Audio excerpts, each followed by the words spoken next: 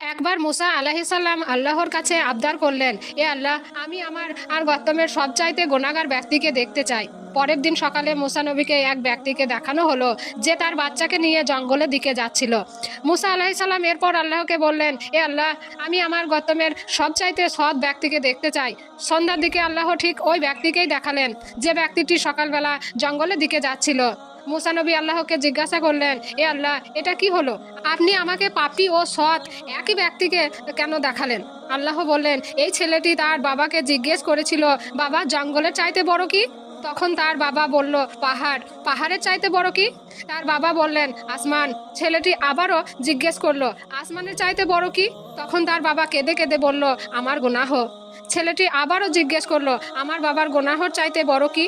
তার বাবা বলল, এই পরম কায়নাতের সৃষ্টিকর্তা একমাত্র আল্লাহ।